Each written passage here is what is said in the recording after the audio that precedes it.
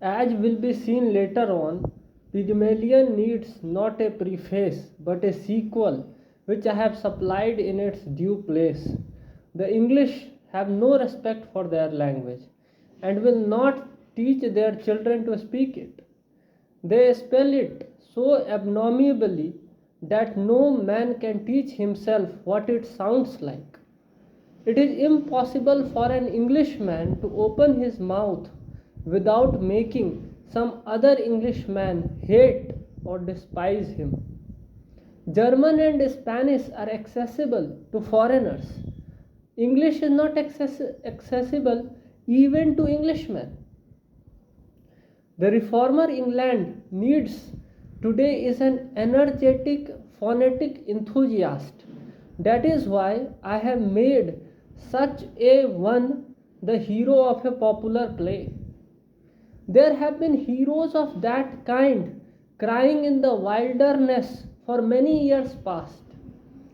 When I became interested in the subject towards the end of the 1870s, Melville Bell was dead, but Alexander J. Ellis was still a living patriarch with an impressive head always covered by a velvet skull cap, for which he would apologize to public meetings in a very courtly manner. He and Tito Pagliardini, another phonetic veteran, were men whom it was impossible to dislike. Henry Sweet, then a young man, lacked their sweetness of character. He was about as conciliatory to conventional mortals as Ibsen or Samuel Butler. His great ability as a phonetician, he was, I think, the best of them all at his job, would have entitled him to high official recognition and perhaps enabled him to popularize his subject. But for his satanic contempt for all academic dignitaries and persons in general who thought more of Greek than of phonetics. Once in the days when the Imperial Institute rose in South Kensington